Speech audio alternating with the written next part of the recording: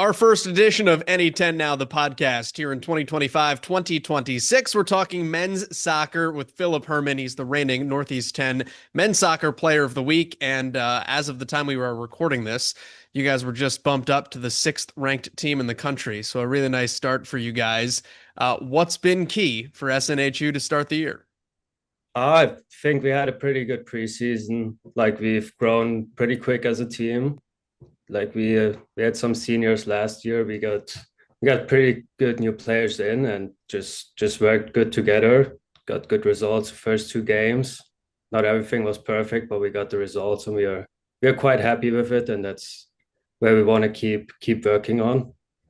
Tell me a little bit about your team's expectations and the way that you're approaching this year, because I know your coach is very much about the process and enjoying the process. But how do you guys look at what's possible this fall? Yeah, we know we are like the champions, the defenders of the title for this year, and that we're gonna have a big target on our back. But I think we can defend it if we play our best, and we also wanna compete for the NE10 title again, and also want to get some redemption afterwards for the NCAA's, how it ended last year. So I think that's a goal for this season, and just still take it day by day, game by game, because we can only affect what we are doing, and so that's how we are going to take it. What can this team be? This team can go on a pretty good run, I think. Like we have the quality, we have the players, we have the mindset, but it's also we want it to be a long season, but we also know we have to improve some things after the first two games to keep it as long as possible, and then we will just see where it goes. Tell me about your role and how it's developed, because obviously you were an impact player a year ago, but Yago is gone, who was the player of the year in the conference last season. So some more eyes, I'm sure, on you, on Martin Zapata. What changes for you now being a senior leader? I think that pretty much describes it. Being that senior leader now, being up top after my last season, I kind of have to prove again too that it's not just like a one season wonder, that I can do it again. I started pretty good. I'm pretty happy with my start from me and my team, and but we are still having a lot of quality up top. Like we still have Martin Fuentes, Charlie, who scored crucial goals last year, both of them. So I think we are pretty good up there, and also with the new guy Philipp, who scored in his first game. So we have a pretty good rotation up there as well. I know you missed a lot of time in 2023. Yeah. What happened for you getting back healthy last year that just allowed you to put everything together and have that breakout? I I think it kind of like the injury that happened in 2023 kind of was also reset for myself, like just reset for my body, my mind, my everything. And also I had a pretty good start last year as well. And that's where I came up with a lot of confidence, getting deeper into the season and also scoring crucial goals, and kind of we went on a run last year. So everything kind of worked at some point. You originally are from just southeast of Munich, right? Yeah, Had you heard of Manchester, New Hampshire before you came to college? I've never heard of Manchester, New Hampshire before I came to college, to be honest. Like you know the big cities, but you don't hear a lot about Manchester, New Hampshire. Tell me how SNHU came on your radar and why this wound up being the best fit. I was actually a funny story because I was supposed to go somewhere else, and some things got messed up, and I think then it was 4 weeks before the season started in 2022, where JT was still looking for a player, and so I kind of got lucky there and got got to SNHU. That's amazing. What were your initial impressions when you got there, and what made it feel like, hey, this is the right spot for me? The initial impressions were great. Like the facilities are great. Like there's nothing to complain about. great stadium, great locker room. The campus is beautiful, and also just life in general here. It's a lot of nature, but it's still nice. The winters are pretty hard, to be honest. Like I'm not a cold weather guy. You're from the foot of the Alps though, right? Yeah, Were you an outdoors guy growing up at all? not really, not really. I've played soccer through my whole youth basically, and on a pretty high level. So I didn't have much time for something else. But I'm not a big outdoors guy. Tell me about home. Tell me about where you're from and what you miss most about Germany.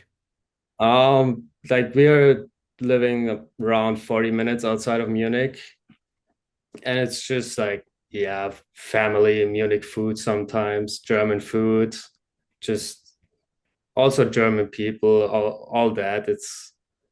It's very different to Germany living in the US, but I really enjoy it. I'm happy I made the step. It's a great experience, and yeah, that's Big Bayern guy growing up? no, no, not at No? all. Not at all. Oh, that was a very quick answer. Who was your team? Kaiserslautern. They play in the second division, so we're having hard times, but we will probably back. We will be back probably in a few years, I hope. Is that a rivalry that you said it so quickly? And no, it's just like, yeah, we don't like Bayern in general, but most of German people don't like Bayern. What's European football like? What's it like for you when you go home to go to games? It's just the whole atmosphere is different. Like it's hard to compare to American soccer because they also the league system works so different. It's just like you basically don't have those games as well at the end where people want to lose games so they or teams want to lose so they get better draft picks. Like in Europe they just get relegated. So Do you have your eyes on playing in Europe at some point? well, I don't really have a plan yet when I come back. I'm graduating in December, so I will see what the future holds for me. I'm pretty open-minded about it. Also depends on the job opportunities I get, if I have time on the weekends and stuff. So that's there's no decision made yet. You do have a group at Southern New Hampshire that does their best to make it feel like European soccer. Tell me a Yeah, little bit about the Ultras and what the atmosphere they bring to Olet Stadium feels like. yeah, it was actually great. Like in the playoffs, having an atmosphere like that. I think it's also makes it harder for away teams if you actually have a crowd against you. So I think that was a big motivation for us as well. Like having, and it's more fun to play when the stands are packed for players. So I think that was a pretty cool job they did there last year, and I hope they will be back soon. How about the players on your roster as well? You guys have an extremely international flavor. What's that like for you to play with people from all over the world and to play with styles from all over the world? Yeah, it's interesting to be honest. Like it's something I also never had in that way before coming to the US. Like I think I've adapted pretty well over the last years here because our roster was always pretty international. Now we have a lot of Spanish guys, but I think we also have a lot of quality with them, and you just see that most of us are having European influence, like how we play, also physicality wise, from the pace of the game, technic technical. So I think that's a huge advantage for us. I know we started this conversation off by talking about what you guys can be and what your goals are. I want to kind of bring it back though to where things ended for you last year. What was it like to win the NE10 championship and describe the feelings on that night? It was a great feeling. Like after the 2 years before, like I remember my freshman year, we got absolutely smoked by Franklin Pierce 7-1 in the semifinal. That's where we actually in spring changed the culture a lot. Like we had a huge turnover there in spring, and then the year after with my injury, we still made it to the final, but lost it in PKs. Was pretty hard, but we still didn't give up. We came back, and I think we deserved to win the NE10 last year. Like we played pretty well, so it was just a great feeling, and kind of after the 2 years before as well, a reward for all the hard work we all put in as a group. Well, Philipp, congratulations on everything to this point, and I know it's early, so best of luck on the rest of the season here in 2025. Thank you.